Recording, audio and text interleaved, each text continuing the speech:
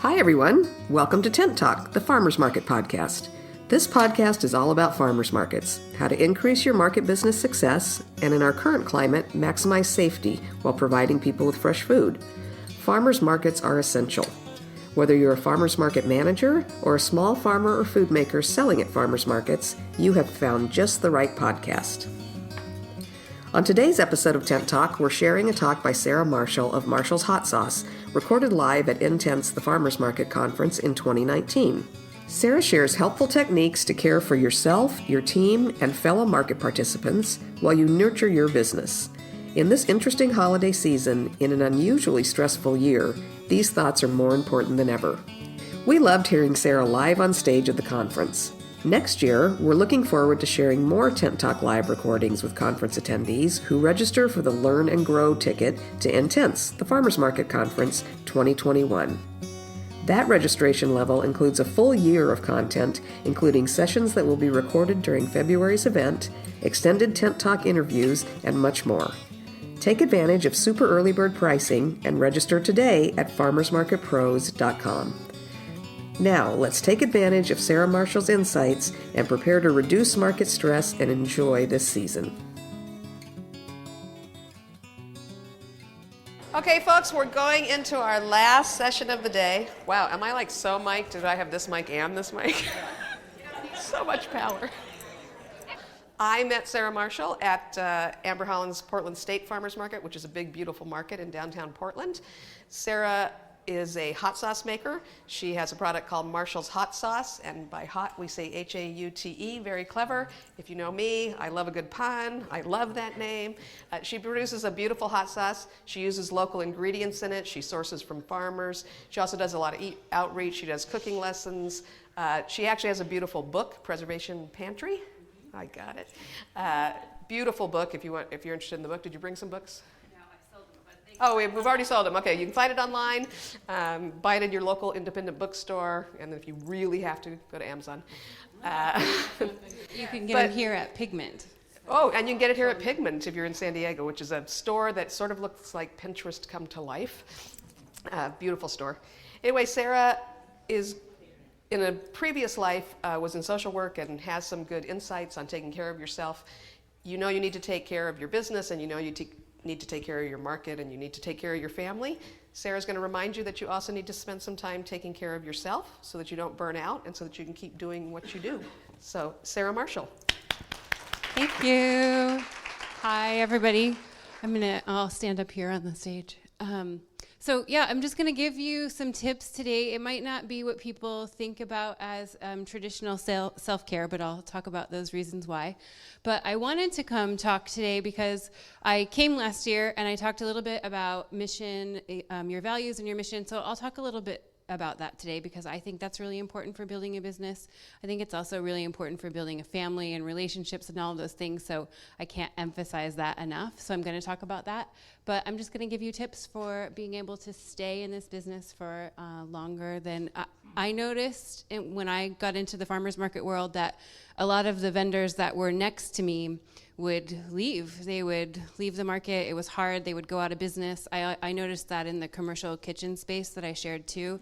It was hard for people to stick around. And a lot of times, I think we talk a lot about finances here, and I think it's also important. A lot of time it is about finances. But I think before that even happens, I think people get really burnt out first. So I'm just going to give you some tips for how I help myself and my business to keep from avoiding burnout. Let's see if I can do this. Down. Oh, okay. All right, thanks. Yeah, so I spent a long time, 10 years in social work. I worked with families, a lot of them coming out of the prison system. I developed family values. I developed systems for them to be able to have healthy focuses in their life. And I do the same thing now with my own friends and family. But a lot of those things that I was working on the families with was around food. So that's how I kind of ended up in food production. And then I just realized that that's what was bringing me joy. And you're going to hear me say joy like 100 times today. But I think that that's really the important piece to small business owners' mental health. I think you really have to find joy in what you do. So I'm going to talk about that a lot. But I found joy in cooking and canning and creating in 2011. I left my social work job, and I kind of just told myself that I would come back to it at some point, and I never did. So I started my sauce business. So I just want to talk a little bit about small business owners and that it is a really hard job. So we work really hard.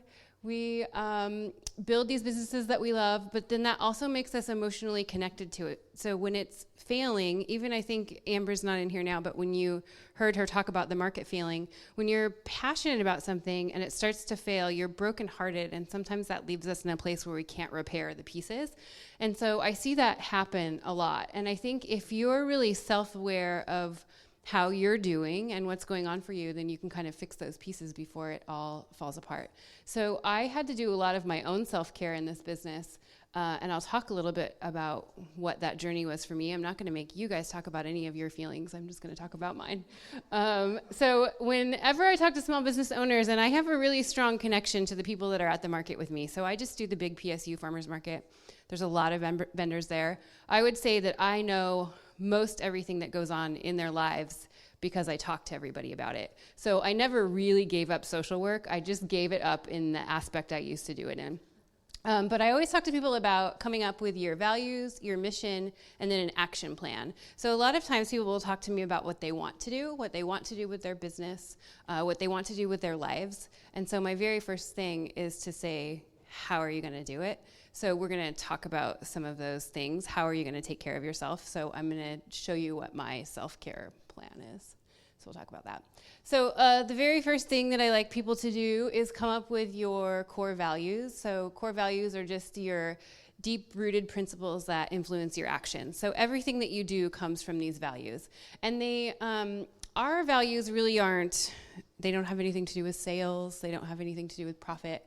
Although those things are important and we do have to support our business. When we sat down and talked about the things that we wanted to do and what we wanted to be our driving force in our mission, we came up with these things. And this was in the very beginning of our business. So our values are love, community, stewardship, joy, and partnership. So we came up with those for the business. We came up with ways to achieve those things and to have them drive our mission. But what we forgot to do was to apply them to ourselves. So, my business is me and my husband. And then we have 2 part-time employees. And then my family is retired. So I have unofficial employees. Like my dad is my delivery driver. I don't pay him. My mom comes and helps me when I need it, or she'll come give us breaks, which I'll talk about a little bit later and how important that is. But anyways, so we had to incorporate those things into those plans, but we didn't do that in the beginning. So I would recommend that everyone takes a look at your values, make your mission, but then make sure to apply them to you and not just your business. So once you come up with your values, and you then can come up with a mission. So our mission doesn't involve hot sauce really at all. It doesn't involve a product. So our mission is to support a socially conscious community by encouraging farming, food preservation, cooking, and food waste prevention. So those are the things that were really important to us. Now, we do sell a product, but our product reflects that mission, reflects those values, and then we do a lot of other things around that. But our basis is still the farmers market. So we can't do any of the things when we talk about food preservation, about encouraging farming. That's really all of the words that we're spreading at the market. So we're telling people to, I teach a lot of food preservation classes. We're telling people to do those things, but we need that market hub as kind of a way to do that, so to achieve our mission. I think I said our mission doesn't address sales, and that our bigger journey, mine and Dirk's, is to encourage, teach, and inspire. So once you have your own values and mission in place, you've really set your foundation, and then you can develop your action plan. And remember, today the action plan isn't going to be about your business. The action plan I'm going to talk about is about my self-care and the people that work for me and with me. So self-care is the practice of taking an active role in protecting your own well-being and happiness. When you're a small business owner, you're the only person that can do this. So when you have a job, when I worked my social work job, I had a boss. I had rules and laws that would make me do things like take a break, like eat lunch, like not work too many hours. When you start working for yourself, you don't do that. And I didn't never do it. And I worked all the time. Then when I moved my business into my home, we have a commercial kitchen that's the bottom floor of our house. I really didn't ever stop working. I would do recipe development at 1 a.m. If anybody, Amber will probably know, and even Justine, if anybody knows me, like my emails come in from midnight to 2 o'clock. That's when I get my best work done. I stay up really late. So it works for me. I also get up really early because I have a 5-year-old that gets up at 5:30 or 6.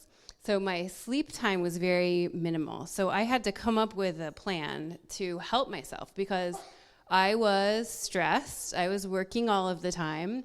And I forgot to take care of my own needs. I was just taking care of everyone else's. So I had to build some things into my business that was very important because I really wasn't making myself a priority, and I needed to. So I'm going to tell you about how I built some of those things into my daily market life. So in the end, if you do these things, it leads to a stronger sense of self, a stronger family, and a stronger business. So if you keep neglecting yourself, kind of the opposite happens.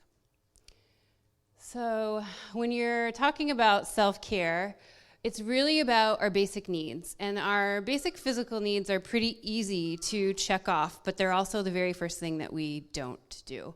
So our physical needs are food, water, exercise, sleep. If you've been a market vendor for a while, is there anybody that forgets to do these things? Anybody not? I can't tell you how many markets. Our farmers market is really great because people come around and will give you a bathroom break because a lot of times we'd be the only person working. But as soon as I was doing things that weren't farmers markets, like craft shows, cooking demonstrations, all these kinds of restaurant world work, nobody asks you to take a break or asks if you need help or asks if you need to go to the bathroom or asks if you need to go get food. And so you just work consistently, sometimes for like 10 hours without doing any of those things.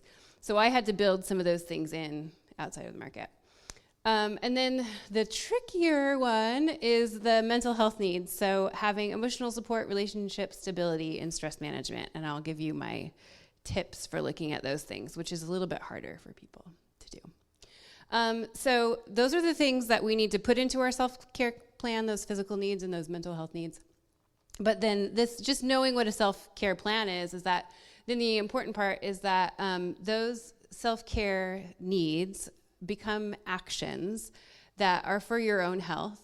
They're built in to meet those physical and mental health needs, but you're the only one that can do it. So you have to be able to do it on your own. You have to be able to check in with yourself and make sure that you're taking care of yourself. And I did the things that I was noticing my employees doing, and most of the time, my employees were doing the same thing that I was doing. So they were mirroring my market day. So if I was training them, and I would be like, you just work the market booth, you come in, you do these things. If you find somebody to give you a break, great. I wasn't being a very good role model for my employees. I wasn't telling them to take care of themselves at all. I was just like, this is hard work, and you do it, and then you go home and you take a nap. And that was like my only really training. So I had to really develop these things over the years to make everybody not do the same things I was doing. So the first thing is to create a healthy routine. So just remembering that you're your most important asset. You have to really figure out how to take care of yourself and what that looks like. In order for your market day to run smoothly, you have to create a goal-focused routine that makes sure to build in those physical and mental health needs. And then you're really taking care of yourself, and it becomes your regular practice. So I'm going to show you some forms that we developed in the beginning.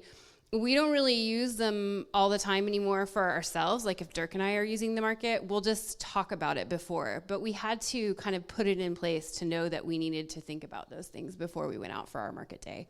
And the routine helps you to be prepared. It reminds you of your goals. It addresses your fundamental needs. And it also creates motivation and excitement. So we never wanted to build in things that we didn't want to do. Since we are, our own business owners, we don't really have to do things that we don't want to do. So we weren't going to be like, you have to greet every customer and sell an additional product. Dirk and I met in retail when we were 20. And so we used to have these like weird sales goals. And when we started the business, we were like, we never want to have a Monday meeting. We never want to do things that make us uncomfortable in a way that makes our customers uncomfortable. So we didn't want to do any of that, but we wanted to still be motivated and excited about what we were doing. So we built in a couple of things to our daily routine. So when we're talking about our basic physical needs, these are my ideas for what to do. So we found that we were not taking care of our basic physical needs right away. So we were surrounded by all this beautiful food at the market, and we wouldn't eat all day. We would come to the market, we'd set up, we'd get our coffee, and then we wouldn't take a lunch break. We wouldn't bring food. We would talk to people about food all day. We would talk to people about cooking all day. I would have pictures of recipes that people would make, and I would be like, yeah, it's great. You should make it. It's so good. We made it at home. But we wouldn't bring any of that to the market. We never brought snacks. We didn't come up with a plan. And that was a problem. We needed to do that. And we probably did that for a few years. I would say 3 years. But then once we had a child and I was nursing, it became important to have food. There was no way I could get through a day without it.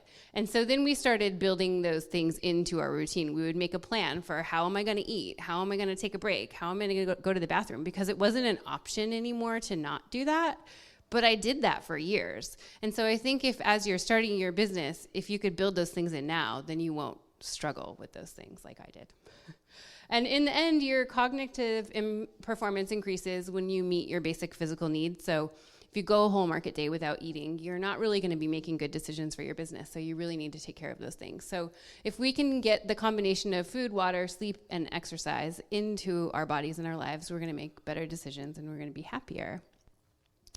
So sometimes when I talk to people about self-care, they think I'm going to tell you to either I'm going to go kind of the hippie route and be like, do a lot of deep breathing and meditating and things like that. But I'm not really going to tell you that. And then, or there's kind of in our culture right now, this idea of self-care being very self-indulgent. So binge watching TV shows and eating whatever kind of food we like or shopping or things like that. When I did social work, what we thought was self-care was going out drinking after our long shifts and talking about how crazy everybody was. But none of those things are really self-care. They're self-indulgence. And they can be part of your self-care plan. So I think that taking care of yourself, I like to call them rewards instead of self-care. So if you do the things that are part of your self-care plan, the things that are releasing stress, the things that are stress management, the things that are meeting your basic physical needs, if you do those things, then I think you can reward yourself, and then it's self-care. But otherwise, it's just kind of, in my thought process, it's just self-indulgence. It doesn't make anything better. It just makes you kind of gratified in that instant. So the other thing that comes up a lot, and this came up a lot for us when we were first starting, money is always a struggle. So if we are keeping that in mind, that when I talk about self-care, and it's not about like a monetary thing, it's not about spending money, it's not about a reward, it's really just about doing things that are going to make your life better. So there are things that you can do that are free that still fall into that reward system. So one idea is just to take a quick walk. That helps. Doing 15-minute mind breaks, you can fit that meditation and yoga into it. Calling a friend. And then I would say the biggest thing that Dirk and I do as self-care at the market is laugh together. So my husband isn't here right now because he's with my daughter, but he's very funny. And he knows that if we've had a long day, the thing that can make us both feel better is to laugh. So he will do that. Sometimes I'm just at the market alone and he's not there, and he will tell someone next to me, because he knows who I'm going to be next to at the booth that day, to tell me something that will make me laugh. And so he's still building that self-care into my day, which is really nice and helpful. So this is an easy way, and I think we have copies of these things maybe, or if anybody wants to email me, you can get them. So this is an easy way of incorporating your physical self-care needs into the market. So like I said, the mental health needs are a little bit harder to track, but the The physical needs are pretty easy. They can be like a box that you check it off to. And if you build it into the beginning of starting to do your markets, then it becomes part of your regular routine. So the things that I really needed to keep track of. So we were already in the beginning doing our sales tracking, right? We keep track of how many things we bring to the market, how many we sold, what we're bringing home. So we can kind of know and track our figures. And then how much money we're bringing, all of those things. So this was a form that we were already bringing to the market. But I worked in the things that were problem for me, which was the food, water, and bathroom breaks part. So we just put here, I don't have a little laser pointer, but I'll just point out that, it has like our sales stuff, but then it has in if we have a personal reward. So when I talked about that reward system, so it would be like if we do all these things, if we make sure to take a bathroom break, if we make sure to eat, our reward at the market will be a nap or something like that. And then we also have an engagement goal that we give ourselves. So we started doing the farmers markets because we really wanted to engage with our community. We wanted to meet new people. And that did happen, but sometimes we were so busy or just so focused on loading in and loading out that we would forget to talk to the people around us. And then sometimes we would have new neighbors, and Dirk and I would get home and be like, we didn't even talk to the person next to us. Did you meet the farmer that we were next to? So we started building it into our plan that we would talk to somebody new at every market. And whether that meant telling a customer story or meeting a new farmer that grew something that we didn't know about, or seeing if there was a farmer that could grow something for us. And so that kind of brought us more joy and social engagement to the market. So it wasn't necessarily being like, I'm going to go mingle and try to turn this into a business thing. Like, it wasn't like that at all. It was just like, it created kind of this fun challenge for us to do. And then we also built in the bathroom plan. So like I said, when our market volunteers will come around and ask if we need a break, but that doesn't happen outside of the farmers market. So we started to build in other things like, I'll send my mom to go give Dirk a break if I'm doing a different market, or a friend that I know shops at that market. I'll have them stop by the booth and see if Dirk needs anything. So we really built those things into it. And then our eating plan became us making sure to, the night before when we were getting all these things ready, having food and water ready to go to take to the market the night before. So that became really important for us. But that's how we track it. And then just some ideas, because for me, like, the sleeping thing is always a problem. I don't sleep very much. So I have to come up with ways to do that. I'm a big power napper. So I'll say, when I put my daughter down at 7:30, I'm going to make sure to take a nap. And that just helps me to make sure that I'm getting enough sleep so that I'm not working 20 hours a day. I also came up, this wouldn't be the case for everybody, but came up with hours where I could be downstairs in the kitchen, since it really is it's my business, but I had to make it like a separate place, because otherwise I would put my daughter to bed and I would go down there and work all night until like maybe 4 a.m, and then she would get up at 5:30. So I had to look at that and be like, I can only be downstairs until 10 o'clock at night, and then I have to be back upstairs. And so those things were important for me to do. So the mental health needs is where it gets a little trickier. It's where I'm going to talk about more joy. It's not as easy to just check off a box of I met these physical needs today. You have to really do a lot of self-reflection, which we're not very good at, but I encourage you to do it. It's easiest for me to do it with people that I care about. So I talk to Dirk about these things, and then I make a plan, and then I put them in place. You just really have to get to know yourself to be able to do it. But the things that I was looking for was emotional support, relationship stability, and stress management. And I'll give you examples of why I needed to look at those things and how I built them in. So emotional support is a really important one. So it comes from feeling listened to, heard, valuable, all of those important things. We were getting emotional support from the people around us. We were giving it to the people around us. But in certain parts of our business, Dirk and I both felt like we weren't really feeling a lot of joy from making hot sauce. Like, it just wasn't really driving it. And I think it's because we both did social work for so long, and we missed that piece of interacting with people other than just doing a business transaction. So we were really missing that. And so we had to find a way to build it in. So For me, I wasn't stoked on selling sauce at the booth. Like, if it was up to me, I would just give all of my stuff away to everybody. And I do it all the time still. Like, so we had kind of had to come to a point where Dirk was like, you just can't be behind the table because you're friends with everybody now, and you're just giving them sauce because they're your friend. Not a very good business plan. So I had to not be in charge of taking the money. So if you see us at the market, Dirk has a fanny pack always.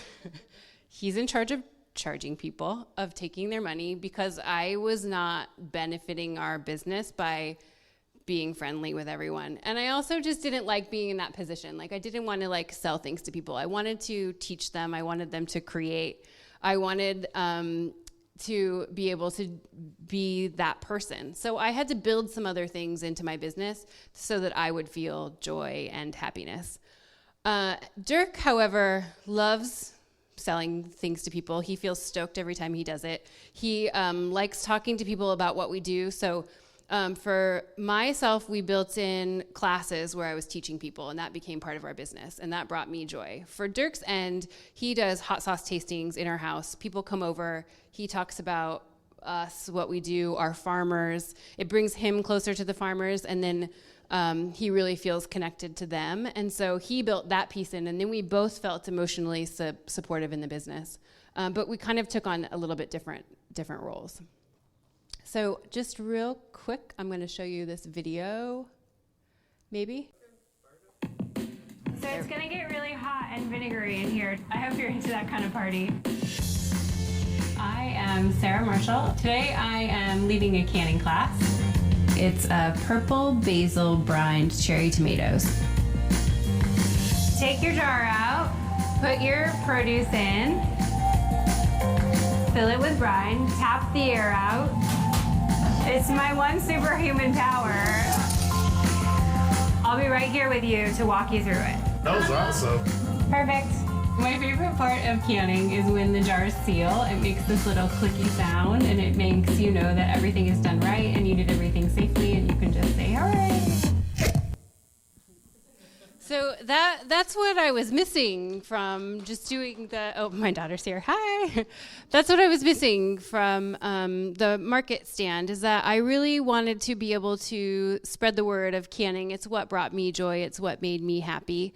But I still needed the farmers market to be able to do that. So I find all of my class people that come to my classes at the farmers market. So I meet them. I talk to them about passionately about canning. I get them excited about that. I tell them to buy the carrots from, well, I won't, not Rick anymore, but it would be Rick, and then come learn how to can them with me, and I get super into it. So that's where, my joy came from that I needed. This is Rick. Amber was talking about farmers that are retiring. So this year, really, a lot of my farmers that I sourced from retired. Luckily, I've been able to find other farmers. But one thing I like to talk about is relationship support. So the people at the market really became our family. When you're a small business owner, you isolate yourself a lot. And people don't really talk about that all the time. But the thing that I noticed is that the farmers a lot of times were isolated as well. So when we went out to Rick's farm, we were the only people that had ever come to visit him. Nobody had gone to see where he farmed. There's tons of restaurants that source from him. There's tons of other market vendors that source from him. But he was so excited to have us. This is us walking these hoop houses, and those hoop houses are where he grew all of our peppers.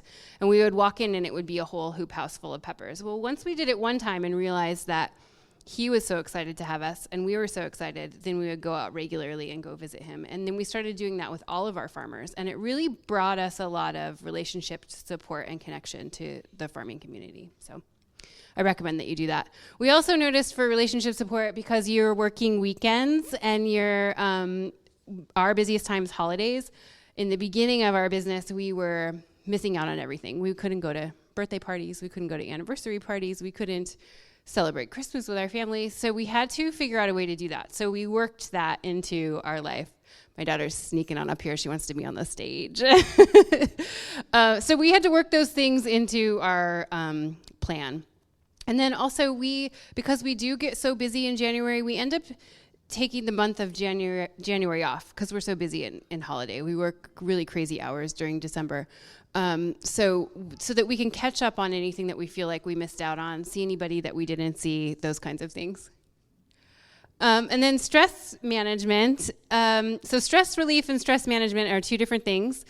Stress relief is something that helps you when something is stressful. So exercise, deep breathing, therapy, rewards, all of those things are really important. But stress management is about preventing stressful situations. So our most stressful situations happened from getting to the market and being unorganized or unprepared. And so we came up with this system that was going to fix our emotional stress. For you, it might be financial. You want to come sit over here? You can. For you, it might be finances, time management, organizations. But for us, it was organization. So we came up with this way to figure it out. So we have this farmers market checklist. It really helps to eliminate our emotional stress because we're ready for anything. So we put in things like all of the supplies that we need, but we also put in the things to meet those physical needs. So standing mats, having snacks, having those kinds of things, being ready for severe winter because sometimes we do have those outside of it. But it was the best thing for us that we could do to decrease our emotional stress and be ready for anything. And I just have one slide left. Kat's telling me I have like 1 minute left. So I just want to remind you that you need to nurture yourself and that you're super important and that your business can't thrive without it. And that's it. Hey, bud. Do you want to say hi? And this is Adeline. Say hello. You might be the youngest InTents speaker. Can you just say hi? Hi. So I don't know if anybody has any questions or if we have time for questions, but yeah? Yes. Okay. You can stand up here with me, honey, if you want, but I'm going to answer some questions. Question. Hello, Sarah. Hi, Amber. Thanks for teaching me how to can. I'm a true believer. Yes. Amber came to my canning classes when I very first started doing them, not as a social worker, but as a food producer. So she was one of my probably first few students. I'm obsessed with the popping of the can, the successful canning. You get it. Yeah. So my question for you, and maybe something that might help all of us, is do you have any advice when you reach that burnout, and how do you turn it around? I see a lot of vendors that end up going out of business because they don't do a lot of the things that are required to stay healthy and happy themselves. And when people get there, what can they do to come back around and find the passion and joy that they wanted in the beginning? So I think the key is to look at what you're getting out of it and why you're doing it. So I think we do get really focused on sales and numbers and all of that stuff, and you forget to find that joy. So it's up to you to build it back in. So for the market vendors, if I see that they're really, really unhappy, I'll just say, is this what you want to be doing? Is there something else that you can do? Is there something you can add to your business that's going to bring you that joy? That's not, it doesn't mean you have to restructure everything. You just have to add one more thing in. Okay, so as a market manager and having been a vendor in the past, I was kind of noting some things you were saying, like what could I be doing as a market manager to help release some of the stress? Because I've been on the other side of that table. So I will provide, like, they can have the access to drinks so they can come up to the shed during the time, or I will have time to take them some if they're working on their own. So I have a budget for things I could do for them. I'm trying to figure out what do they really want and what do they need? Well, I think that when you're in it, you don't even really notice that you're not doing all of those things. Like, it took us a couple years to notice that we weren't using the bathroom and we weren't drinking water and we weren't eating food. We just weren't paying attention to ourselves. So I think as a market manager, you have to know that you have vendors out there that are doing that. They're just so focused on their business surviving that they are afraid to leave the booth to go to the bathroom because they're afraid they won't. So no, it's fine. Okay, they don't want you to touch the mic, man. So, so you just know that vendors probably aren't going to tell you that they need a break or that they need water, but they do. So if they're not building it into their own plan, I think market managers can help with that. Portland Farmers Market, we had a lot of interested volunteers that wanted to help in a real way, and it never occurred to us to send them around. We gave them a name. It's Jack and Jill of all trades, and they are in their aprons, and it took a while for vendors to really say yes. I mean, that's hard. You're handing over your business even for a moment. Some people take the money with them and they say, we just want you to be there to tell shoppers we'll be right back. But at this point, most of our vendors are really trusting the volunteers to continue conducting sales in their absence, and saying, hey, I can't answer all your questions right now, but I can pretty soon. Yeah, I was really impressed just hearing Sarah say that volunteers came around and Yeah, broke so you. what we did before they did that was we would just make a plan with our neighbor. You know, whoever, if we were next to the bakery boys, we would just say, hey, could you watch our booth or tell them we're going to be right back. But then the market staff ended up coming around and doing that, so we didn't have to come up with those plans anymore. So, you know, we usually just, you know, if Dirk's at the market by himself, he'll just say, hey, yeah, can you watch the booth for a second while I run to the bathroom? And it's become like, that's our plan now, you know, because you guys help us with that. Yeah, that's a wonderful thing. We do see a lot of vendors that get to know one another and that give each other breaks and Yeah. Cover the booth for each other. We're going to take 2 more questions. There's somebody who's bouncing a baby while she's at a conference away from her farm. I suspect that she needs self-care. Hello. Hi. Not having been a farmer's market vendor yet, one of the things I'm kind of curious about is how that dynamic works of getting to know other vendors and making time to get away to go to the bathroom and that all that self-care. How do you find that balance? How to make those relationships and Yeah, I think it's when I talked about that engagement goal, it just really came from we did social work because we wanted to be part of our community, and then we left it because it wasn't the community we wanted to be part of. We really found that community in the farmers market. We wanted to get to know the vendors. We wanted to get to know the farmers, especially because that's where we were sourcing everything from. So we just made it part of what we did. We know every vendor that's at the market. We talk to all of them. They know Adeline. They give her snacks and things there at the market. But we just made it part of our daily routine. So when we come in, we talk to everybody. We say hi to them. We ask them what they're growing.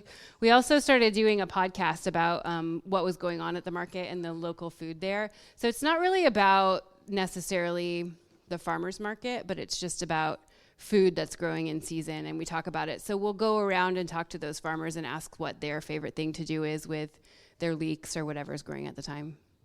So that's how we built it in. Once you're in farmers markets, we're hoping she's going to join us in markets soon. But it's really amazing how quickly farmers and vendors get to know one another and build a support system for each other. I don't think you'll have a problem getting a break to go to the restroom. I don't know how long they'll bounce Tristan. That's a specialized kind of volunteer with that baby. Sarah, thank you so much. It's something that we need to think about more. I'm really impressed that Portland Farmers Market has that volunteer program that goes around and breaks people. That's a good start. I'm not sure how we find an all-day employee to break you, but we'll work on it. We'll keep thinking about that. And let's give a big hand to Sarah Marshall and to Adeline. Thank you.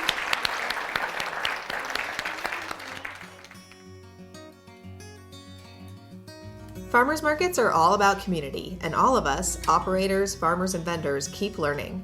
We offer a variety of ways to do that. Learn what's happening at markets in other parts of the country and share what's happening in your area in terrific conversations over in our private Facebook group, the Farmers Market Pros Community. Find us there, answer the 3 qualifying questions, and join the group. If you're just getting ready to launch your farmers market business, increase your chances of success by taking Vendor 101, now online and available for aspiring vendors throughout the U.S. Find it at farmersmarketpros.com. Take advantage of our special discount code for podcast listeners, TALK21, and register now for InTents, the Farmers Market Conference at farmersmarketpros.com.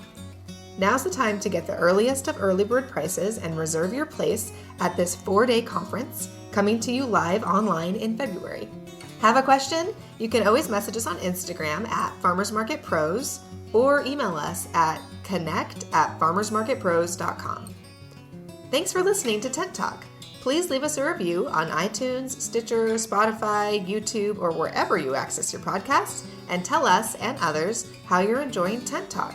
And be sure to subscribe to our podcast so you don't miss our next episode. Tent Talk, the Farmers Market podcast, is proudly produced by Farmers Market Pros, where passion meets profit. Today's episode was recorded and edited by Justine Marzoni Mead. Original music by David Mead. Thank you so much for listening today, and we'll have another great episode for you next week. Tune in.